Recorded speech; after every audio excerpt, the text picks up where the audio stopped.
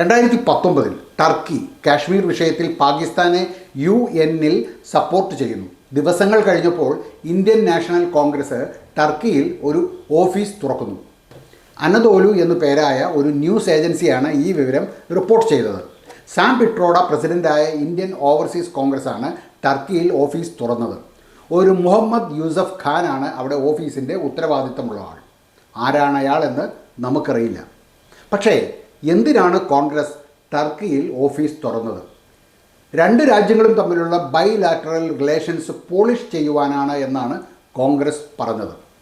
അങ്ങനെ ഇന്ത്യയും ടർക്കിയും തമ്മിലുള്ള ബൈലാറ്ററൽ റിലേഷൻസ് പോളിഷ് ചെയ്യുവാൻ കോൺഗ്രസിനെ ആരാണ് ഉത്തരവാദിത്തം ഏൽപ്പിച്ചത്? ഈ ഓഫീസ് കോൺഗ്രസ് ടർക്കിയിൽ തുറക്കുന്നത് UN-ൽ ടർക്കി പാകിസ്ഥാനെ പിന്തുണച്ച ദിവസങ്ങൾ മാത്രം കഴിഞ്ഞപ്പോഴാണെന്ന് കൂടി നമ്മൾ ഓർമ്മിക്കണം. ആരോടാണ് കോൺഗ്രസിൻ്റെ കൂറ്? നമസ്കാരം, അജയ്സ് പ്രസിൻ്റെ പുതിയൊരു വീഡിയോയിലേക്ക് എല്ലാവർക്കും സ്വാഗതം. Welcome to Ajay's press. Here what we do is express. കാശ്മീരിലെ പഹൽഗാം ഭീകരാക്രമണവും തുടർന്നുണ്ടായ ഓപ്പറേഷൻ സിന്ദൂറും ഈ വാർത്തയെ മുക്കി. ചുരുങ്ങിയ പക്ഷം കേരളത്തിലെങ്കിലും ദേശീയ മാധ്യമങ്ങളെല്ലാം തന്നെ ഈ വാർത്ത ഏപ്രിൽ 24-നാണ് റിപ്പോർട്ട് ചെയ്തത്. കേരളത്തിലെ ഒരു മാധ്യമവും ഇത് കണ്ടതായോ കേട്ടതായോ ഭാവിച്ചില്ല. സ്വാഭാവികമായും അവർ കേരളത്തിലെ മാപ്രകൾ ഇത് കാണില്ല. കാരണമുണ്ട്. എന്താണ് എന്നല്ലേ? അത് നിങ്ങൾക്കറിയാവുന്ന കാരണം തന്നെയാണ്. അതിനു മുൻപ് എന്താണ് അവർ മുക്കിയ ആ വാർത്ത എന്ന് നമുക്കൊന്ന് നോക്കാം.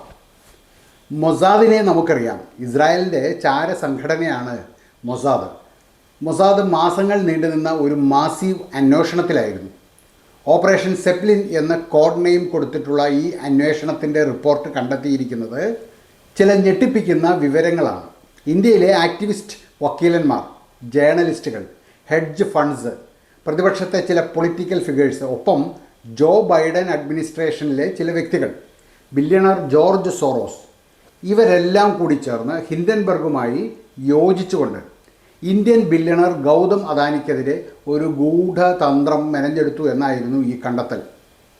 2023 ജനുവരിയിൽ ഗൗതം അദാനി ഇസ്രായേലിൻ്റെ പ്രധാനമന്ത്രി ബെന്യാമിൻ നെതന്യാഹുവിനെ കണ്ടതിന് ശേഷമാണ് മൊസാദ് ഈ അന്വേഷണം ആരംഭിക്കുന്നത്. ഇന്ത്യൻ പ്രധാനമന്ത്രി നരേന്ദ്രമോദിയെയും ഗൗതം അദാനിയെയും ഇവർ ടാർഗറ്റ് ചെയ്യുന്നു എന്ന് മനസ്സിലാക്കിയപ്പോഴാണ് ഹിൻഡൻബർഗിനെ പിന്തുണയ്ക്കുന്ന ആ ഗ്ലോബൽ നെറ്റ്വർക്കിനെ അൺകവർ ചെയ്യുവാൻ മൊസാദ് ഈ ഓപ്പറേഷൻ ലോഞ്ച് ചെയ്യുന്നത്. മൊസാദിൻ്റെ 2 എലീറ്റ് യൂണിറ്റ്സ്, സോമറ്റ് അഥവാ ഹ്യൂമിറ്റ് എന്നറിയപ്പെടുന്ന ഹ്യൂമൻ ഇൻ്റലിജൻസ്, സൈബർ ഓപ്പറേഷൻസ് വിങ്ങായ കേഷ്മെറ്റ്, ഇങ്ങനെ 2 യൂണിറ്റ്സാണ് ആക്ടിവേറ്റ് ചെയ്യപ്പെട്ടത്. അദാനിയുടെ Adani ports and special economic zone, ഇസ്രായേലിലെ ഏറ്റവും വലിയ 3 തുറമുഖങ്ങളിലൊന്നായ ഹൈഫ പോർട്ടിൽ ഒരു കൺട്രോളിംഗ് സ്റ്റേക്ക് നേടുന്ന $1.2 ബില്യൺ ഒരു കരാർ ഒപ്പിടുന്നതിന് കൃത്യം ഒരാഴ്ച മുൻപാണ് അദാനിക്കെതിരെ ഹിൻഡൻബർഗ് ഈ ആരോപണങ്ങൾ ഉന്നയിക്കുന്നത്. ഈ റിപ്പോർട്ട് പറയുന്നത് പ്രകാരം ഓപ്പറേഷൻ അദാനി അത് ആക്ടിവേറ്റ് ചെയ്യുന്നത് ജനുവരി 24, 2023 കുറച്ചുകൂടി കൃത്യമായി പറഞ്ഞാൽ ന്യൂയോർക്ക് ബേസ് ചെയ്തിട്ടുള്ള ഷോർട്ട് സെല്ലർ ഹിൻഡൻബർഗ് ഇന്ത്യയുടെ കോർപ്പറേറ്റ് ചരിത്രത്തിലെ ഏറ്റവും വലിയ അഴിമതി എന്ന് അദാനിക്കെതിരെ ആരോപണവുമായി വരുന്ന അന്ന് തന്നെയാണ്. 150 ബില്യൺ കമ്പനി അസറ്റ്സാണ് അതുമൂലം തുടച്ചു നീക്കപ്പെട്ടത് എന്ന് മാത്രമല്ല, ഇന്ത്യയിലെ എക്കാലത്തെയും വലിയ ഒരു സ്റ്റോക്ക് മാർക്കറ്റ് തകർച്ചയ്ക്കും അത് കാരണമായി. അങ്ങനെയാണ് ഹിൻഡൻബർഗും അവരുടെ ന്യൂയോർക്ക് ഓഫീസും അതിൻ്റെ ഫൗണ്ടർ നഥാൻ ആൻഡേഴ്സണും മൊസാദിൻ്റെ സർവെയിലൻസിൽ വരുന്നത്. Tel Aviv, India middle east Europe economic corridor IMEEZ, India middle east Europe സാമ്പത്തിക ഇടനാഴിക്ക് വളരെ നിർണായകം എന്ന് കരുതിയിരുന്ന ഹൈഫ പോർട്ട് ഡീലിന് തുരങ്കം വയ്ക്കുവാൻ കരുതിക്കൂട്ടി നടത്തിയ ശ്രമം ആയിട്ടായിരുന്നു ഹിൻഡൻബർഗ് റിപ്പോർട്ടിനെ കണ്ടത്. കാരണം ഇസ്രായേലിനെ സംബന്ധിച്ചിടത്തോളം നഷ്ടം വളരെ വലുതായിരുന്നു. മാത്രമല്ല, ആകെ 18 ബിഡുകളായിരുന്നു ഹൈഫ പോർട്ടിന് വേണ്ടി ഉണ്ടായിരുന്നത്. ബിഡുകളുടെ വെറ്റിങ്ങിന് തന്നെ 18 മാസവും എടുത്തിരുന്നു. ഒടുക്കം അദാനി പോർട്ടും ഇസ്രായേലിൻ്റെ ഗാദോത്ത് മസോഫിം ഫോർ കെമിക്കൽസ് ലിമിറ്റഡും ചേർന്ന ഒരു ജോയിൻറ്റ് വെഞ്ചറിനായിരുന്നു ബിഡ് ലഭിച്ചത്. അങ്ങനെ മൊസാദിൻ്റെ അന്വേഷണം മുന്നോട്ട് പോയപ്പോഴാണ് ഞാൻ ആദ്യം പറഞ്ഞ ഇന്ത്യയിലെ ആക്ടിവിസ്റ്റ് വക്കീലന്മാർ, ജേർണലിസ്റ്റുകൾ, ഹെഡ്ജ് ഫണ്ട്സ്, പ്രതിപക്ഷത്തെ ചില പൊളിറ്റിക്കൽ ഫിഗേഴ്സ്, ഒപ്പം ജോ ബൈഡൻ അഡ്മിനിസ്ട്രേഷനിലെ കുറച്ചധികം വ്യക്തികൾ, billionaire George Soros, deep state ഇവരുടെ എല്ലാം പങ്ക് വെളിപ്പെട്ടത്. സ്പുട്നിക് തരുന്ന സോഴ്സുകൾ പ്രകാരം അദാനിക്കെതിരെ ഒരു ഗ്ലോബൽ ക്യാമ്പയിൻ എന്ന നിലയിൽ കണക്കാക്കപ്പെട്ട ഹിൻഡൻബർഗ് റിപ്പോർട്ടിൻ്റെ സത്യാവസ്ഥ അറിയുവാൻ നെതന്യാഹു നേരിട്ടാണ് ഇങ്ങനെയൊരു അന്വേഷണത്തിന് ഓർഡർ കൊടുത്തതെന്നും മുൻകൈ എടുത്തതെന്നുമാണ് ഇപ്പോൾ അറിവായിരിക്കുന്നത്. ഈ അന്വേഷണത്തിനിടയിൽ മൊസാദ് ഹിൻഡൻബർഗ് റിപ്പോർട്ടിലെ ഇന്ത്യയിലെ പ്രതിപക്ഷ കക്ഷികളുടെ പങ്കിനെക്കുറിച്ച് അറിയുവാൻ ഇന്ത്യൻ ഓവർസീസ് കോൺഗ്രസിൻ്റെ പ്രസിഡൻറ്റും പ്രതിപക്ഷ നേതാവ് രാഹുൽ ഗാന്ധിയുടെ പൊളിറ്റിക്കൽ മെൻറ്ററുമായ സാം പിത്രോദയുടെ US വീട്ടിലെ സെർവറുകൾ ഹാക്ക് ചെയ്തു. സ്പുട്നിക് ഇന്ത്യയുടെ റിപ്പോർട്ട് പ്രകാരം മൊസാദ് അവരുടെ ചാറ്റുകളിലൊക്കെ ഗാന്ധിയെ ബിറ്റർ ഡൈനാസ്റ്റ് എന്നാണ് വിശേഷിപ്പിച്ചിരിക്കുന്നത്. ആ ഗാന്ധി മോദിയെയും അദാനിയെയും പരമാവധി ഡാമേജ് ചെയ്യുവാനായി നഥാൻ ആൻഡേഴ്സണിൻ്റെ ടീമുമായിട്ട് ചേരുകയായിരുന്നു. അമേരിക്കയിലെ സാം പിത്രോദയുടെ വസതിയിലെ ഹോം സെർവറുകൾ ഹാക്ക് ചെയ്തപ്പോൾ എൻക്രിപ്റ്റഡ് ചാറ്റ് റൂമുകളും ബാക്ക് ചാനൽ കോർഡിനേഷനും എക്സ്പോസ് ചെയ്യപ്പെട്ടു എന്നാണ് വാർത്താ ഉറവിടങ്ങൾ വെളിവാക്കുന്നത്. മാത്രമല്ല, ഈ സമയത്ത് തന്നെ മൊസാദ് ഇന്ത്യയിലെ പ്രധാന പ്രതിപക്ഷ കക്ഷി നേതാക്കളെയെല്ലാം സശ്രദ്ധം വീക്ഷിച്ചു വരികയുമായിരുന്നു. 353 പേജുള്ള ഓപ്പറേഷൻ സെപ്ലിൻ ഡോസിയെ അവർ കൺക്ലൂഡ് ചെയ്യുമ്പോൾ വിവിധ western media outlets, US agency four international development, പിന്നെ OCCRP എന്ന് വിളിക്കുന്ന organised crime and corruption reporting project, ഇന്ത്യയിലെ പ്രതിപക്ഷ രാഷ്ട്രീയ നേതാക്കൾ ഇവരെല്ലാവരും ചേർന്നുള്ള ഒരു ഓർഗനൈസ്ഡ് കോർഡിനേറ്റഡ് സബോട്ടേഷ് ആയിരുന്നു ഈ ഹിൻഡൻബർഗ് റിപ്പോർട്ട് എന്നാണ് പറഞ്ഞത്. അതിലവർ ഊന്നി പറഞ്ഞ ഒരു കാര്യം, വെസ്റ്റേൺ മീഡിയയിലും OCCRPയിലുമെല്ലാം ഈ ഒരു അട്ടിമറിയും ഈ ഒരു പ്രചരണവും ആംപ്ലിഫൈ ചെയ്യുവാൻ നടുനായകത്വം വഹിച്ചത് USAID അഥവാ US agency four international development ആണ് എന്നായിരുന്നു. നവംബർ 2024 മൊസാദ് പറഞ്ഞ USAIDൻ്റെ ഹിൻഡൻബർഗ് റിപ്പോർട്ടിലെ ഇടപെടലിനെ സംബന്ധിക്കുന്ന ഡോസിയയുടെ പ്രസക്ത ഭാഗങ്ങൾ റോയിട്ടേഴ്സ്, ബ്ലൂംബർഗ്, ദ ഗാർഡിയൻ മുതലായ മീഡിയ പത്രമാധ്യമങ്ങൾക്കുമായി പങ്കുവച്ചിരുന്നു. എന്നാൽ എല്ലാവരും ഈ വാർത്ത മുക്കി. ഫ്രഞ്ച് മാധ്യമ സ്ഥാപനം മീഡിയ പാർട്ട് ഒഴികെ ബാക്കി എല്ലാവരും ഇത് മുക്കി. ഇവിടെയും നമ്മുടെ പത്രമാധ്യമങ്ങളും ചെയ്തുകൊണ്ടിരിക്കുന്നതും ഇത് തന്നെയല്ലേ? ജനങ്ങൾ അറിയേണ്ടുന്ന വാർത്തകളെ മുക്കിക്കൊല്ലുകയല്ലേ ഇപ്പോഴും നമ്മുടെ മാധ്യമങ്ങൾ? മുക്കിക്കൊല്ലുന്നു എന്ന് മാത്രമല്ല, നുണകൾ പ്രചരിപ്പിക്കുകയും ചെയ്യുന്നു. നമ്മുടെ രാജ്യത്ത് മാത്രമല്ല, എല്ലായിടത്തും വോക്കിസം വലിയ ഒരു പരിധിക്കപ്പുറം പിടിമുറുക്കി കഴിഞ്ഞിരിക്കുന്നു.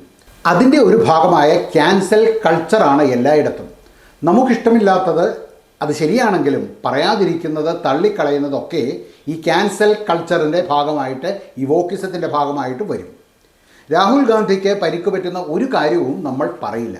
ജനം അറിയേണ്ടതാണെങ്കിലും അത് നമ്മൾ ജനത്തെ അറിയിക്കില്ല. യഥാർത്ഥത്തിൽ എന്തായിരുന്നു ഹിൻഡൻബർഗ് റിപ്പോർട്ടിൻ്റെ ഉദ്ദേശ ലക്ഷ്യങ്ങൾ? ഹിൻഡൻബർഗ് റിപ്പോർട്ട് പുറത്തു വന്നപ്പോൾ അദാനിക്ക് നഷ്ടപ്പെട്ടത് $120 ബില്യൺ ആയിരുന്നു. ഇന്ത്യൻ മാർക്കറ്റിൻ്റെ അഭൂതപൂർവമായ ഈ ഒരു അസ്ഥിരത വെസ്റ്റേൺ മീഡിയ ആഘോഷിക്കുവാൻ തുടങ്ങി. ഇന്ത്യൻ ക്യാപിറ്റലിസത്തിൻ്റെ അടിത്തറ വരെ ചോദ്യം ചെയ്യുകയായിരുന്നു അപ്പോൾ ഈ പടിഞ്ഞാറൻ മാധ്യമ സിംഹങ്ങൾ. അദാനിയും അദാനിയുടെ കമ്പനിയും ഇതൊരു കമ്പനിക്ക് നേരെയുള്ള ആക്രമണമല്ല, പകരം ഇന്ത്യക്ക് നേരെയുള്ള ആക്രമണമാണ് എന്നാണ് പ്രതികരിച്ചത്. ഇന്ത്യയുടെ സ്വാതന്ത്ര്യം, ഇന്ത്യൻ കമ്പനികളുടെ ഇൻറ്റഗ്രിറ്റി, അവരുടെ ക്വാളിറ്റി, സർവോപരി ഇന്ത്യ എന്ന രാജ്യത്തിൻ്റെ ആശയും അഭിലാഷവും, ഇവയ്ക്കൊക്കെ നേരെയുള്ള ആക്രമണമായിരുന്നു യഥാർത്ഥത്തിൽ അത്. ഇന്ത്യയിൽ മാത്രം കണ്ടുവരുന്ന ഒരു പ്രത്യേക അസുഖമുണ്ട്. ഏതെങ്കിലും ഒരു വലിയ കമ്പനി അല്ലെങ്കിൽ ഒരു ഗ്രൂപ്പ്, അതല്ലെങ്കിൽ ഒരു കൺഗ്ലോമറേറ്റ് അവരുടെ ലൈൻ ഓഫ് ബിസിനസ്സിൽ ഒരു കൊമേഴ്ഷ്യൽ അല്ലെങ്കിൽ ഒരു ജിയോ പൊളിറ്റിക്കൽ റിസ്ക് എടുത്താൽ, അവർ വിജയിക്കുക കൂടി ചെയ്താൽ, അപ്പോൾ തന്നെ അവരെ സർക്കാരിൻ്റെ വലിയ ഇഷ്ടക്കാർ എന്ന രീതിയിൽ മുദ്ര കുത്തുന്ന ഒരു ഏർപ്പാട് ഉണ്ട്. അവരതിനെ ക്രോണിയിസം എന്നുകൂടി മുദ്ര കുത്തും. വിജയ് പട്ടേൽ ഒരു ആക്ടിവിസ്റ്റും ഇൻവെസ്റ്റിഗേറ്റീവ് റിപ്പോർട്ടറുമാണ്. അദ്ദേഹം ഇതിൻ്റെ ഒരു നാൾവഴിയും ത്രെഡും അദ്ദേഹത്തിൻ്റെ എക്സ് അക്കൗണ്ടിൽ പങ്കുവച്ചിട്ടുണ്ട്. രാഹുൽ ഗാന്ധി സ്റ്റാൻഫോർഡ് യൂണിവേഴ്സിറ്റി വിസിറ്റിൽ ഹിൻഡൻബർഗ് ടീം മെമ്പേഴ്സിനെ കണ്ടു എന്നും അവർ അദാനിയെയും മോദിയെയും തീർത്തു തരാം എന്ന അഷുറൻസ് കൊടുക്കുകയും ചെയ്തു എന്ന് പറയപ്പെടുന്നു. അദാനിക്കെതിരെ ന്യൂയോർക്കിലെ ഒരു കോടതി കേസ് എടുത്തു എന്ന വിവരം 2024 നവംബർ 20 2:20 AM ISTക്ക് CNBC റിപ്പോർട്ട് ചെയ്യുമ്പോൾ കൃത്യം 3 മിനിറ്റ് കഴിയുമ്പോൾ ഇന്ത്യൻ ഓവർസീസ് കോൺഗ്രസിൻ്റെ ജനറൽ സെക്രട്ടറി സന്ദീപ് വൻഗാല അത് ട്വീറ്റ് ചെയ്യുന്നു. ഇത് വെറും ഒരു കോയിൻസിഡൻസ് ഒന്നുമല്ല. Congress IT cell tool kit പാതിരാത്രിയിലും ആക്റ്റീവായിരുന്നു എന്നതായിരുന്നു അതിൻ്റെ അർത്ഥം. പിന്നീട് 2:34 AM CNBC തന്നെ അത് ട്വീറ്റ് ചെയ്യുന്നത്. വീണ്ടും കൃത്യം 1 മിനിറ്റ് കഴിയുമ്പോൾ കൃത്യം 2:35 ഹിൻഡൻബർഗും അവരുടെ അദാനിക്കെതിരെയുള്ള ട്വീറ്റുമായി റെഡിയായി എത്തി. ശേഷം വെളുപ്പിന് 2:58 കോൺഗ്രസിൻ്റെ IT സെല്ലും ആക്റ്റീവായി. കോൺഗ്രസിൻ്റെ അമോക് എന്ന IT സെൽ ഹാൻഡിലിൽ നിന്നും അത് നിരവധി ട്വീറ്റുകളായി പുറത്തു വന്നു. 3:08 ആയപ്പോഴേക്കും മറ്റൊരു കോൺഗ്രസ് IT ഹാൻഡിലിൽ നിന്നും വേറൊരു ട്വീറ്റ് വരുന്നു. പിന്നീട് അങ്ങോട്ട് കോൺഗ്രസിൻ്റെ ഹാൻഡിലുകൾ, കമ്മ്യൂണിസ്റ്റ് ഹാൻഡിലുകൾ ഒക്കത്തിൽ നിന്നും ട്വീറ്റുകൾ ചറവറ എന്ന് പുറത്തു വരുവാൻ തുടങ്ങി. 3:27 ആയപ്പോൾ ആം ആദ്മി പാർട്ടിയുടെ മനീഷ് സിസോദിയയുടെ കമ്മ്യൂണിക്കേഷൻ സെക്രട്ടറി അത് റീട്വീറ്റ് ചെയ്യുന്നു. അപ്പോൾ സമയം 3:30 ആയിട്ടേ ഉള്ളൂ. ഇതെല്ലാം വെറും യാദൃശ്ചികമെന്നോ കോയിൻസിഡൻസ് എന്നോ പറഞ്ഞ് തള്ളിക്കളയേണ്ടതല്ല. ഇന്ത്യയെ അസ്ഥിരപ്പെടുത്തുവാൻ, ഇന്ത്യയുടെ എക്കോണമിയെ തകർക്കുവാൻ ഡീപ് സ്റ്റേറ്റിനോടൊപ്പം കോൺഗ്രസ് കൂടി പങ്കുചേരുന്നു എന്നല്ലേ നമ്മൾ മനസ്സിലാക്കേണ്ടത്. കോൺഗ്രസ് എങ്ങോട്ടാണ് പോകുന്നത്? എന്താണ് കോൺഗ്രസിൻ്റെ ഉദ്ദേശം? ഉത്തരവാദപ്പെട്ട ഒരു പ്രതിപക്ഷ കക്ഷി ഇങ്ങനെയാണോ പെരുമാറേണ്ടത്? 2019 ടർക്കി കാശ്മീർ വിഷയത്തിൽ പാകിസ്ഥാനെ UN-ൽ സപ്പോർട്ട് ചെയ്യുന്നു. ദിവസങ്ങൾ കഴിഞ്ഞപ്പോൾ ഇന്ത്യൻ നാഷണൽ കോൺഗ്രസ് ടർക്കിയിൽ ഒരു ഓഫീസ് തുറക്കുന്നു. അനദോലു എന്നു പേരായ ഒരു ന്യൂസ് ഏജൻസിയാണ് ഈ വിവരം റിപ്പോർട്ട് ചെയ്തത്. സാം പിട്രോഡ പ്രസിഡൻ്റായ ഇന്ത്യൻ ഓവർസീസ് കോൺഗ്രസ്സാണ് ടർക്കിയിൽ ഓഫീസ് തുറന്നത്. ഒരു മുഹമ്മദ് യൂസഫ് ഖാനാണ് അവിടെ ഓഫീസിൻ്റെ ഉത്തരവാദിത്തമുള്ള ആൾ. ആരാണ് അയാളെന്ന് നമുക്കറിയില്ല. പക്ഷേ എന്തിനാണ് കോൺഗ്രസ് ടർക്കിയിൽ ഓഫീസ് തുറന്നത്? 2 രാജ്യങ്ങളും തമ്മിലുള്ള ബൈലാറ്ററൽ റിലേഷൻസ് പോളിഷ് ചെയ്യുവാനാണ് എന്നാണ് കോൺഗ്രസ് പറഞ്ഞത്. അങ്ങനെ ഇന്ത്യയും ടർക്കിയും തമ്മിലുള്ള ബൈലാറ്ററൽ റിലേഷൻസ് പോളിഷ് ചെയ്യുവാൻ കോൺഗ്രസിനെ ആരാണ് ഉത്തരവാദിത്തം ഏൽപ്പിച്ചത്? ഈ ഓഫീസ് കോൺഗ്രസ് ടർക്കിയിൽ തുറക്കുന്നത് UN-ൽ ടർക്കി പാകിസ്ഥാനെ പിന്തുണച്ച ദിവസങ്ങൾ മാത്രം കഴിഞ്ഞപ്പോഴാണെന്നുകൂടി നമ്മൾ ഓർമ്മിക്കണം. ആരോടാണ് കോൺഗ്രസിൻ്റെ കൂറ്? ഈ ചോദ്യത്തിന് രാഹുൽ ഗാന്ധിക്ക് ഉത്തരമുണ്ടോ? കഴിഞ്ഞ ദിവസം ഒരു പത്രസമ്മേളനത്തിൽ ടർക്കിയെ ബോയ്ക്കോട്ട് ചെയ്യുന്ന കാര്യത്തെക്കുറിച്ചുള്ള ഒരു ചോദ്യം വന്നപ്പോൾ ജയറാം രമേശും പവൻ ഖേരയും മൈക്ക് അങ്ങോട്ടും ഇങ്ങോട്ടും തട്ടിക്കളിക്കുന്നതും ചോദ്യത്തിന് ഉത്തരം കൊടുക്കാതെ ഇരിക്കുന്നതും ഇപ്പോൾ സോഷ്യൽ മീഡിയയിൽ വലിയ ചർച്ചയാണ്. टर्की बॉयकॉट, टर्की के बाइकाट पे सर क्या कांग्रेस पार्टी इसका समर्थन करते हैं ये क्षेत्र में? इस पर भी हम शीघ्र आपसे जरूर मुखातिब। Sir sir sir sir sir Turkey boycott, Turkey के बाइकाट पे सर क्या कांग्रेस पार्टी इसका समर्थन करते हैं ये क्षेत्र में? इस पर भी हम शीघ्र आपसे जरूर मुखातिब। Sir sir sir sir sir എന്തുകൊണ്ടായിരിക്കാം അവർ ഉത്തരം കൊടുക്കാത്തത്? നമ്മുടെ രാജ്യത്തിൻ്റെ ശത്രുക്കൾക്കെതിരെ പറയുവാൻ ഇഷ്ടമില്ലാത്തത് കൊണ്ടല്ലേ അവർ പ്രതികരിക്കാതിരുന്നത്? അപ്പോൾ അവരോടൊപ്പമാണ് കോൺഗ്രസ്. ചൈനയുടെ കാര്യത്തിലും കോൺഗ്രസിന് ഏതാണ്ട് ഇതേപോലെയുള്ള ഒരു നിലപാട് തന്നെയാണ്. ചൈനയുമായി കോൺഗ്രസിന് എന്തൊക്കെയോ എഗ്രിമെൻ്റ് ഉണ്ട് എന്ന് പറയപ്പെടുന്നു. പാകിസ്ഥാനുമായി നല്ല സൗഹൃദമാണ് കോൺഗ്രസ്. കഴിഞ്ഞ വർഷം സെപ്റ്റംബറിൽ അമേരിക്കയിലെ വാഷിങ്ടണിൽ വെച്ച രാഹുൽ ഗാന്ധി ഇൽഹാൻ ഒമറിനെ കണ്ടത് ഓർമ്മിക്കുന്നില്ലേ? ആരാണ് ഇൽഹാൻ ഒമർ? അമേരിക്കയിലെ മിനസോട്ടയിൽ നിന്നുള്ള ഒരു ഡെമോക്രാറ്റാണവർ. അവരുടെ ഇന്ത്യ വിരുദ്ധ നിലപാടുകൾ വളരെ പ്രസിദ്ധമാണ്. പാകിസ്ഥാനോടൊപ്പം കാശ്മീരിനു വേണ്ടി, ഹർദീപ് സിംഗ് നിജ്ജാർ വിഷയത്തിൽ കാനഡയ്ക്കൊപ്പം, ഇതൊക്കെയാണ് ഇൽഹാൻ ഒമറിൻ്റെ നിലപാട്. ആ ഇൽഹാൻ ഒമറിനോടൊപ്പമാണ് രാഹുൽ ഗാന്ധി.